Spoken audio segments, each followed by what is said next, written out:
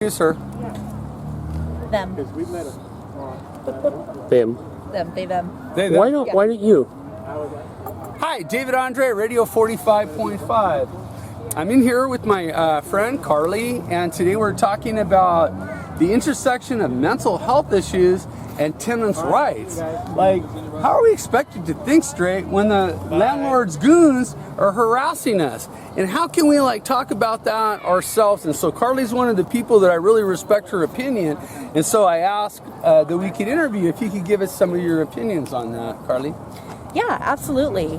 I'll kind of start with sharing my own experience as an illustration of some of the ways that this landlord harassment can affect mental health. So I have a handful of mental health diagnoses, like many of us do, because mental health diagnoses really are the adaptations that we have to the trauma that we've experienced in our lives. And we live in a very traumatic space. Yes, we do. And part of that trauma has been with my housing ever since I was a child. My mother was poor, working retail, trying to support herself and me, and so we had to move a lot. And because she was poor, we were always living in areas that were less expensive, which meant that things in our home broke a lot. Refrigerators, air conditioners, things like that. We always had cockroaches. I have a massive fear of cockroaches because of the numerous times that we had them when I was a child. And as an adult, I'm continuing to kind of live in that world of living in spaces that are less expensive, because as time has gone on, that wealth disparity has really widened. And even though I am doing well financially from certain people's perspectives, even my own perspective just a couple short months ago, still a struggle.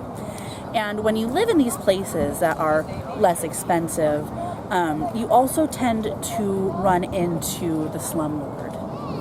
And that could be a number of things. There was one place where I was living, I had filled out my application indicating that I had 2 cats, and he decided to rent the apartment to me. And I came in with my cats, and I noticed on the rental paperwork it said no animals. And I was like, oh, maybe he's like, no animals, huh? You know, trying to slide me in. No. Oh, God. No. And so one of my cats was in the window one day, and he came to me and told me, you have to get rid of your cats or you have to leave. Oh, God. And I said, well, I'm going to go talk to my doctor. I'm going to get an agreement to make my cats my emotional support animals, because then he legally could not terminate my tenancy, right? That is a legal right. And he said, I don't care. Yeah. And so I could have gone to court and spent a lot of money to be able to continue to live in this place that was full of mildew and mold and likely cockroaches during the summer, but it was the winter when I lived there. But that would have been a lot of expense and a lot of labor, and I didn't have the capacity for the expense or for the labor because I was working 14-hour days, 7 days a week to be able to pay rent. So it sounded like the landlord took advantage of you to get the money, knowing that he's going to give you an ultimatum on your pet, who's your emotional support animal. So when somebody's coming out of trauma and they got that landlord doing that, that's one more thing. Yeah, it's very difficult. Right. And so then I moved into the place where I live today, which is just a little bit more expensive than the last place was. I hesitate to say how much because I don't want to give out my secrets.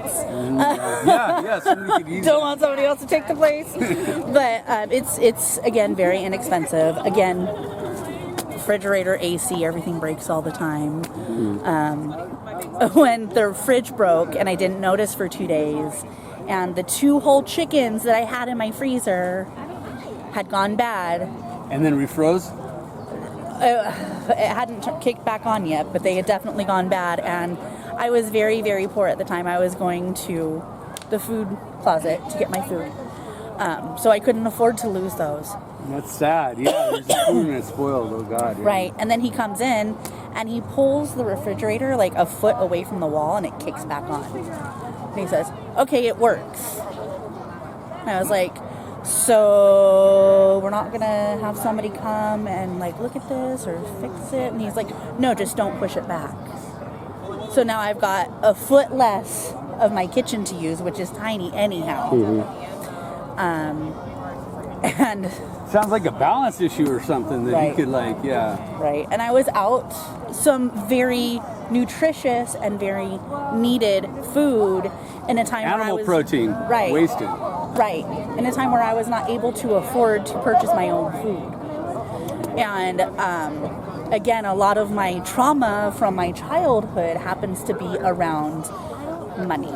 Being financially insecure, being food insecure, being housing insecure. I'm very privileged to have never been unhoused. And I feel like I've been constantly under threat of that my entire life. So this interaction with my landlord in the fridge, totally triggering. There was one time that my upstairs neighbor, not understanding what effect it would have, put a bunch of stuff down the drain, down the sink drain. We don't have the Like garbage disposal. Yeah. Big drains and small drains. Right. We don't have the garbage disposal, so it just kind of like backed up, and then eventually... So they put it down their drain, but that affects your plumbing.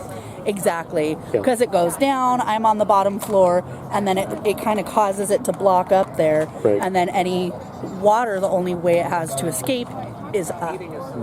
And through your drain. Through my drain. Nice. So I come home from work one evening, and I find my apartment flooded. The kitchen is flooded, it has taken over half of my living room.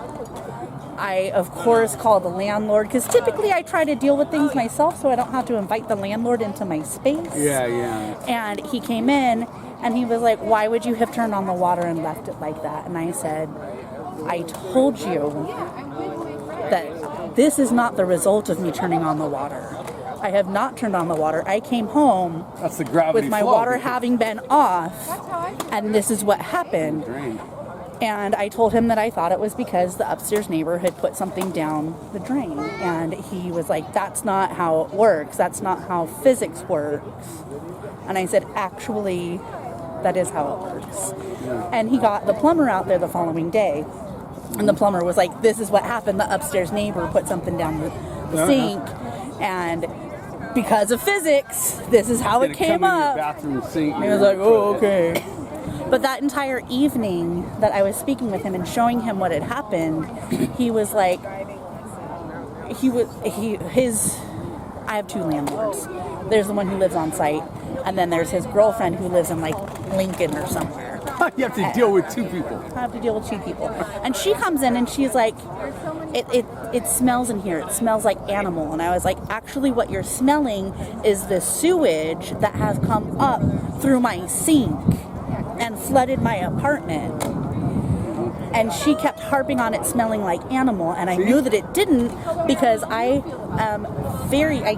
keep my cat litter box very clean because I don't want my apartment to smell like that. Gaslighting, absolute gaslighting, with the intent to make me feel a certain way, to make me feel like I had to leave. There have been times that my landlord has told my neighbors that I am moving, despite the fact that I never said that I was. And that was during the time that I was waiting for the Sarah 2 program to pay my rent, because I was not able to pay it because of how and COVID so you're hearing affected my work. secondhand that you're getting kicked out. That's like, oh God. Right. They offered to pay me to leave. And Polly even told me, that the one who lives in Lincoln, even told me I can get like $400 more per month for this apartment if you were to leave. Can you talk about what the Sarah program is? Yes, the Sarah program is a program for people who were affected by the COVID-19 pandemic financially. And is it a state or a city or municipality program? Is that named after former Mayor Sarah? I don't know, SERA. Oh, it's Sacramento Emergency. Oh, it's not. Okay. Something. Right. Yeah. It's county or municipality. Yeah, it was county administered, but I think the money was federal, if I remember correctly. Oh, where they originally got it. So Yeah. it'd be like a block grant or something like that. Something like that. But that was for people who were financially affected by COVID. They were not very specific in what financial impacts were covered by it. So in my case, I was working with clients, and my clients were heavily affected by COVID-19, and that was causing them to cancel their appointments with me, which means less work, which means less money. I love that. And so thankfully I was able to take advantage of that program and get my rent paid from a certain month to a certain month. And they also paid some people's energy bills during that time, a portion of it at least, not the whole thing. But it was really, really helpful. I also experienced some harassment related to that because I was part of the first wave where they paid 80% of my rent from this month to this month, and then 75% of my rent from this month to this month. And all I owed was the remaining 25% for these last couple of months. The rest of it, the rest of the 20%, was a write-off. Okay. And my landlord came to me and said, you need to pay that remaining 20%. And I said, no, I don't. I actually have the paperwork. Here's the agreement that you signed. And she said, I don't care, I need that money. I don't care, I need that, yeah. And I told her, you might want to speak with your attorney about this, because that's not how this works. You may be able to return the money and then evict me, but I'm not even sure if that's allowed. And she said, oh, well, I can't give that money back. I said, okay. Then speak with your attorney before you try and charge me that remaining 20%. Not threatening legal action against her, just making sure that she understood that there could be legal action if she continued down that path. Right. You know, and legal action costs money. legal action costs money, so Yeah. money on top of money that she would be losing. Yeah, tenants just can't go somewhere and say, hey man, they're doing this, and all of a sudden these lawyers come out of nowhere. We have to pay for that. That's Right. what's so, we don't have any power in this. You know, and we're taught to be less by these landlord and landlord representatives who are constantly, business as usual is gaslighting the tenant, telling the tenant you're wrong, something you're doing's wrong. I mean, and this is even for like subsidized programs where people are in supportive housing and there is no support. So yeah, I can totally what Carly's saying here and how that's an important thing that the tenants union, you know, I'd like to help address. Is that it's driving us crazy with this. Right. How are we supposed to like do our normal stuff when you got landlords that say, I don't care what the law is, I'm going to do this. And that is the second landlord in a row who has said, I don't care about this law, I don't care about your rights. And that being said to somebody who has experienced housing insecurity for a large portion of my life was very triggering, and when my post-traumatic stress disorder is triggered, it makes it difficult to go to work. And if it's difficult to go to work, that means it's difficult to make money, which means it's then more difficult to pay my rent. Right. And I just think of all of the other people who are less fortunate than myself, people who are more marginalized, and I use that word because marginalization has the sense around it that these people are intentionally oppressed by the system that we live within. And there are people who live in my neighborhood. I live in Del Paso Heights. That is a traditionally black and brown neighborhood. And they are far less fortunate than I am, and far more oppressed than I am, I should say. And so their experience has been much worse than mine. Same thing is happening in Oak Park, and They're towing people's cars. they're towing people's cars. Their cars are their homes. And people store their things and they need their cars to go to work. And these agents of gentrification, agencies like Sacramento Self-Help Housing with a $16 million budget, these case managers take it upon themselves to call the police and the towing services on people parked on the city streets as agents of gentrification. Yet we have people who are running for office right now like Eric Guerra, who are doing free commercials for agencies like Sacramento Self-Help Housing that has done nothing but take advantage of poor people. My name's David Andre. Call me a liar. Back to Carly. They have how many thousands, perhaps millions of dollars in grants and can't. It's like $33,000 per year per person, and they can't even fix a washing machine. Right, they can't even get you your washing machine. That was exactly my And when point. tenants complain, they send her a doctor of psychology in there to tell the tenants' reps to go take a shower. Actually do that. A doctor of psychology tells a man who took a shower 6 hours before that he should take a shower. Trying to make that people feel less. Trying to make that person feel like he's on parole or on probation, when that person's only crime is to be poor in the city of Sacramento, in an area targeted for gentrification. How dare they? How dare they? Let them eat cake? Let them eat cake. That's one of the main fundraisers. You people in Sacramento, please Google that. Let them eat cake and see the fundraisers going on for Sacramento self-help housing, while we have people who have been attacked, we have people who are neglected, people who live in this program for years, and they're not even helped with getting any type of benefits. They're just like literally warehoused. We need to change these programs that we have here in town, because we have a whole bunch of programs. We don't need, I don't think, my opinion is we don't need any more new programs that we got to audit and figure out. Let's fix these programs now that are getting millions of dollars in this budget, and to stick up for tenants and not just like gaslight us all the time, tell us we're wrong. Where is that money going? Yeah, where is the money going? It's not going towards actual services. If we take homelessness as an example, a very, very, very large portion of funds that our lovely mayor, Darrell Steinberg, has gotten to use towards homelessness has actually gone to police and to Forensic Clean. Forensic Clean is the company that comes out and grabs everybody's survival gear and throws it into the trash.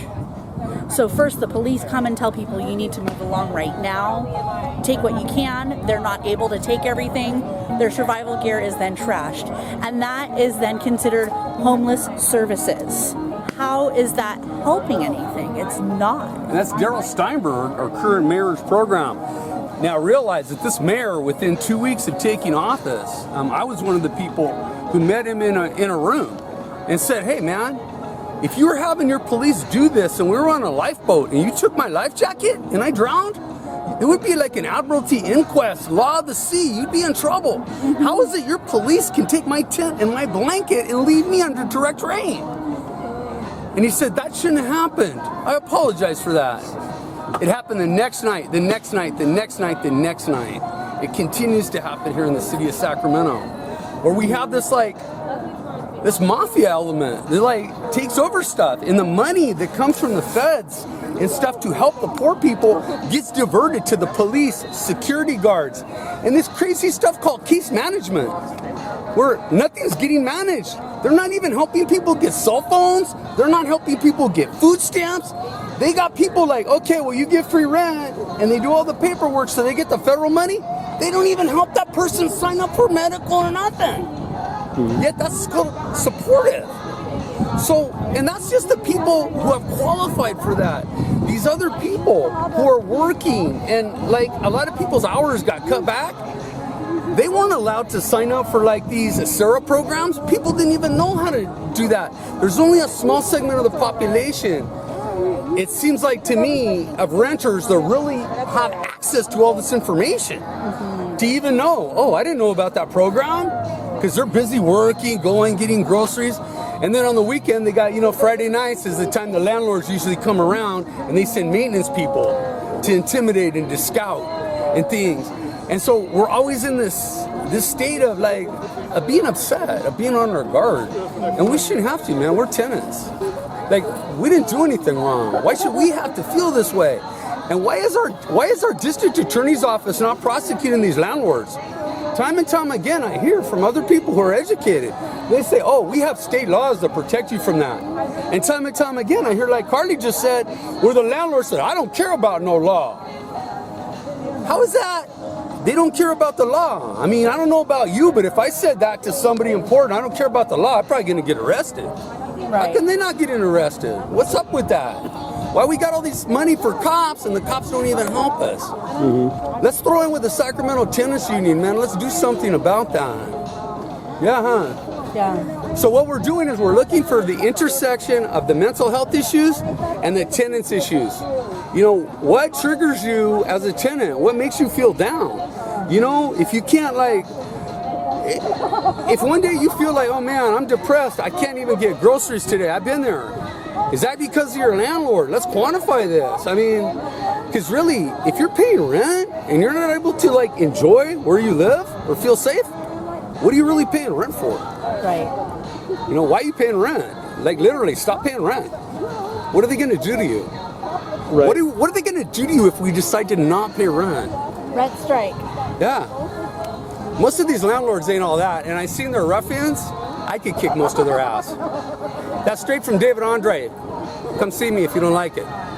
Okay. Let's not make this about me though. So we've got more and more. I love a fight. More and more people we're seeing out on the street now. Because of the landlords. Numbers keep going up. Yes. And every time you see somebody having to live outdoors, that comes after a long, stressful process of fighting and fighting and fighting to keep people losing everything, family housing, heirlooms, their diplomas, everything from medication to old wedding rings, taken, stolen. People are pushed onto the sidewalk and then they're told by the police with the badge and the flag and the gun, move along, I'll take your stuff. If you stay still, they'll take your stuff. And you'll be left outside at 3 o'clock in the morning in the rain with nothing. You leave your tent to go to work. There's a common misconception that people who live outside don't work. And that is a huge misconception. Yeah. Last I knew, it was about 40% of unhoused people who still worked. And that was a couple of years ago. I suspect that now, because of the rising housing prices, that there are many, many, many more who are working and living outside or living in their vehicle. unhoused workers.